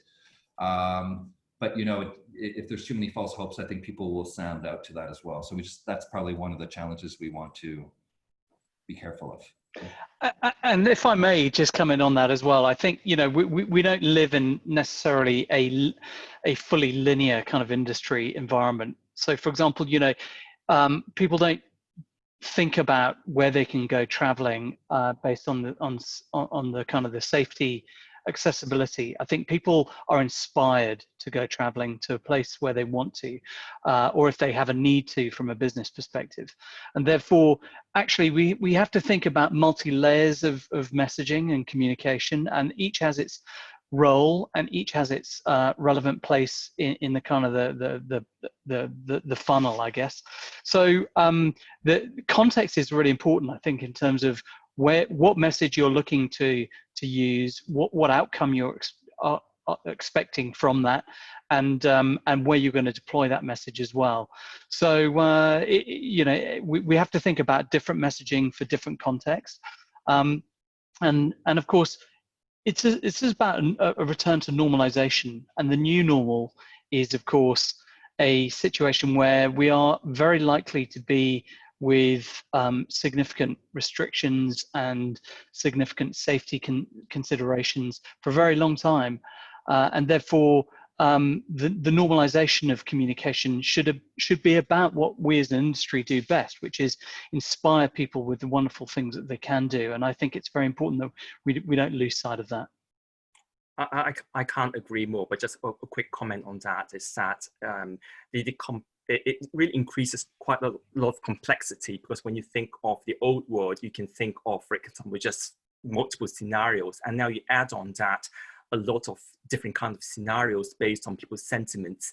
So in addition to the old worldview, when you think of how people's behavior have changed over the course of the past couple of months, and you start adding multiple layers of scenarios, like how can I make travel at the same time compatible with the environment? How can I think of travel as means to promote my well-being and not just for leisure or fun? How can I retain some of the things that would be sort of more long-lasting when we think of, for example, enhanced safety or flexibility that we get in travel today? Would that stay? Because I would like that to stay. So there are increasingly more scenarios we have to be prepared for. So I agree with you that it's multiple layers, it's multiple parts within the funnel, and it's more different kinds of scenarios we have to be prepared for. And I was talking a little bit about that sustainability, or rather sentiment index that we did, and actually looking at one of the data points that we had from that. 65% of our audience during this survey were keen on finding out how to live and travel sustainably during the COVID period, or in a kind of a post-COVID world. Not that there will be such a thing, but in an environment where people can travel. So I think that point about sustainability and the reprioritization of values is absolutely spot on, Akira. Yeah, it's a bit like a false dichotomy whereby it has to be either one or the other, but why can't we work towards making both sustainable? I think would be a good way forward. Yeah. That answers one of the questions here that we've got. Let's just try to get, we're running short on time, so let's try to get to one or two questions we have here. We've heard a little about sentiment and safety and security on the traveler side. But have you encountered situations where the safety and health concerns are actually on the side of the host communities, so local communities? And then how do you handle that situation when you're talking about marketing and reopening tourism? So I guess that I'll start with Damika, if you want to start first. Yes, Paul. That is one thing that we have seriously thought about, because we have to think about the security of the incoming person as well as our host. So all these guidelines and the restrictions are there, because that is why we are insisting that you do not bring the virus back to the country, because we have contained it most of the time. We have done contact tracing and contained it. Therefore, we don't want the community spread to happen through tourism. That is why we have to build this confidence among the host community as well. Therefore, like Alistair said, the multi-layer communication is not only outward, it has to be inward as well. So we have initiated this campaign to talk to the local communities to create this ambience among them, and then not to have any animosity towards the the visitors. So yes, and there has been a lot of unrest among the people involved in the industry because of the lack of income and the job security issues. And that is something that the government took care of. So we have introduced various relief measures to the people in the industry. Therefore, to demonstrate to them that we are taking care of them, we consider them as an important component of our economy, so that they will engage in the industry in the future. And through all the security measures and the health guidelines, we will make sure that the contact is minimum. And we have introduced various online ticketing and all the other technological measures to reduce the contact as much as possible. And we are developing this mobile app where we can connect the immigration and the various sites for ticketing purposes and transportation purposes. And we are making sure that both parties are safe and secure during the day. Kira or Yannick, do you guys want to add anything, or Alistair?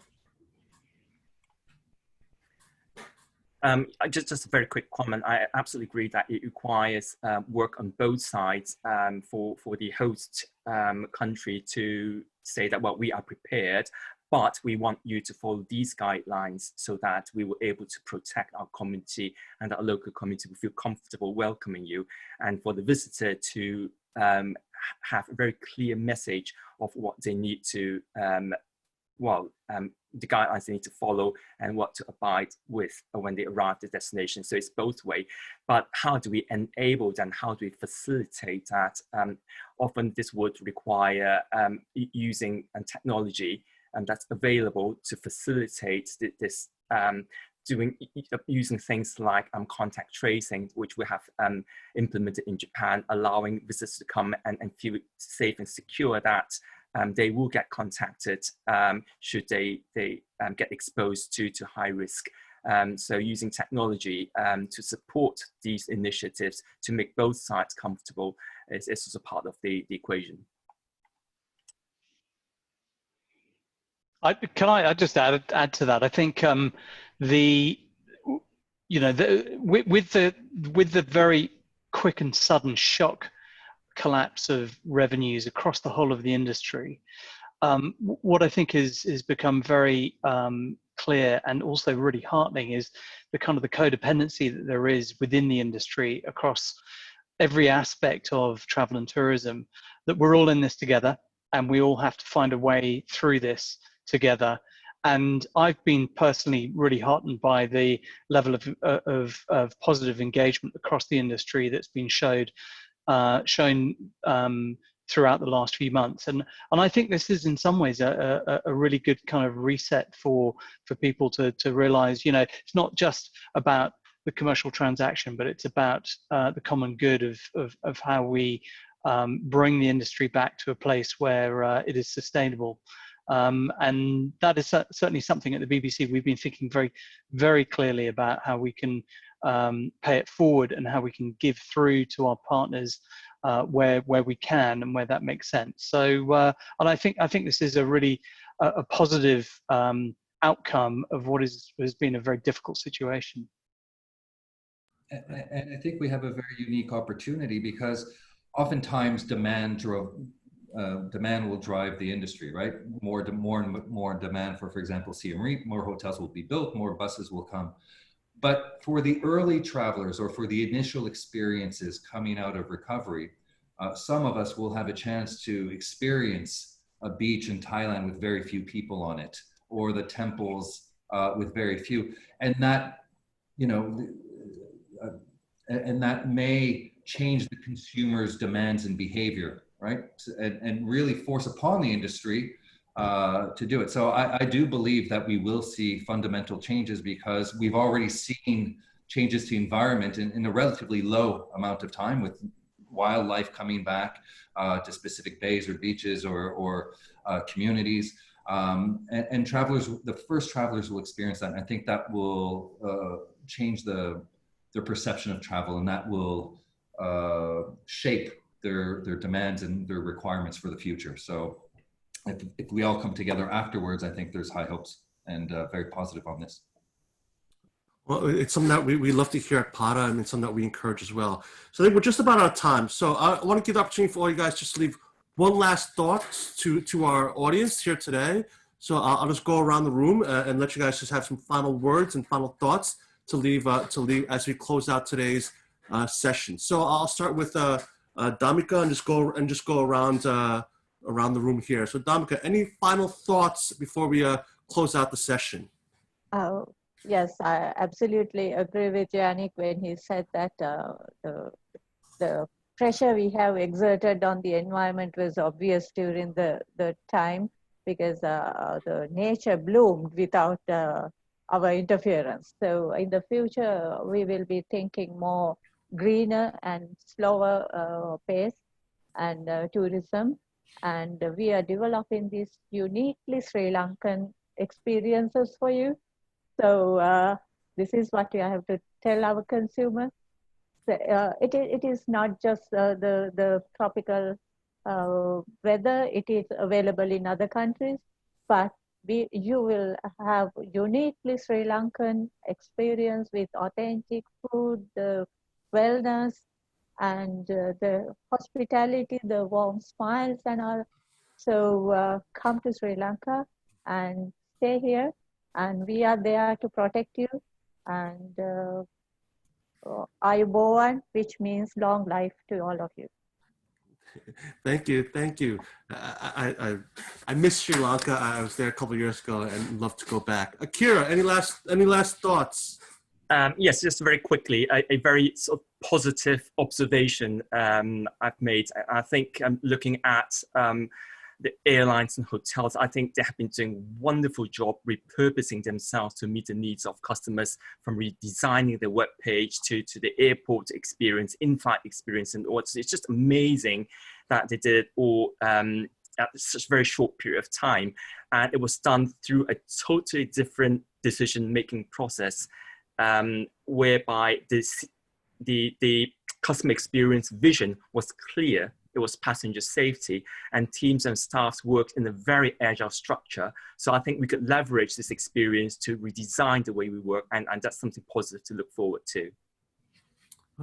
Thank you. Yannick, your final thoughts? So, I definitely believe that our industry has a bright future ahead of it, and it is through turmoil. But as Akira-san said, we are learning new ways and developing new experiences and new ways to engage with our customers, which is incredibly positive. At the same token, I do believe we have to continue listening. I was speaking to Michael Eisenberg, our CEO for Asia Pacific, and he said, what I do know now is what's happened, that every 6 weeks things fundamentally change, and we continue to evolve and see. And it will be absolutely critical that we continue to learn and persevere and use, as the previous panel said, technology to reopen our destinations and work harmoniously. But I look forward to seeing in 6 weeks and 6 months from now how much we will have learned and how much we will enhance the experiences of our guests, our travelers, for our destinations. So yeah, absolutely. All in it together, as Alex said. Yes. And with that, Alistair, the final words are yours as we close. Yeah, well, look, I mean, there's so many great sentiments and wise words offered by my fellow panelists. So I'll try not to duplicate that, but I think, focusing on the positive and the fundamentals of why people want to go places is really important, and staying true to that dream, that's really important. Of course, it's important that we focus on safety and the process of safely getting from A to B, but actually it's about why people want to go, how we inspire people to dream, to travel. That's fundamentally important. That will always be the cornerstone of our industry, and collectivism and you know, working together is going to remain important. And at the BBC, we're really committed to working with all our partners to achieve that. Thank you very much. That really was a very insightful session. So thank you so much to Dhammika, Akira, Yannick, and of course, Alistair and all our good friends at BBC. It was a great session. And with that, I'll let you guys turn off your cameras, turn off your audio. And once again, thank you so much for sharing the time with us and your experience and knowledge and insights with us and the audience that have joined us today here on the Zoom or on Facebook. So thank you. And as thanks. So as you guys turn off, I'll just do a quick wrap up of the session. I really loved what Alistair said today. You know, but it really takes all of us working together to come together to really restart travel and tourism. You know, it's something that we at PATA have always been talking about since the outbreak first started. You know, and I love the sentiment that we've had through the discussion about the opportunity now to reset the travel and tourism industry. It was, I think it was a blog post that Mara had done a few weeks ago. So it's good to hear that sentiment from other people as well. So I just want to put up a slide here. I think we have a survey that we would like you all to fill out. Please do fill it out. Your feedback will help us improve our future events and webinars. So please do take the time to fill it out now. The link is also in the chat. So you can either scan the QR code, take a photo of this and come back later, or just click on the link now. It's in the chat. I'll give a few minutes, a few seconds for you guys to just either fill out the survey or click the link. And we'll move over to our next slide here. Again, I would like to thank all the speakers for taking the time to be with us here today. I know many of them are scattered all over the world, so time zones are different. So thank you so much for taking the time to share your thoughts and insights. And again, thank you to our good friends and partners at BBC who've been an excellent partner through our Dream to Travel Festival. And if you want to see any of the other sessions that we've done with BBC, please do go visit dreamtotravel.pata.org, and you can just click on this calendar of our previous events and click on the previous videos. And the Dream to Travel Festival isn't over. We still have one more day. There's still Friday. We just have a couple of live experiences. First in the morning, we have a youth session. So we have from Facebook, we have the APAC, head of APAC marketing group, Chloe Lim. She'll be talking about the challenges of I guess the challenge of being a woman in the industry. I think that's what I believe is what will be happening in that fireside chat. So it should be an interesting chat. Then we have a live experience at 1:30. I believe it's like a 3D museum in Macau. So please do check it out at 1:30. At 3:30, we'll be just jumping into see a live rehearsal from an orchestra in Catalonia. That will be followed by another live experience at 4, and then we will close out the Dream to Travel Festival with the final live experience. It's a wine tour in Catalonia. So please do grab a glass of wine and join us at 4:30 for that wine experience. The full schedule is in the dreamtotravel.pata.org website. Hopefully you can join us for our live experiences tomorrow. Thank you, and thank you once again for joining us, and I will see you tomorrow. Take care.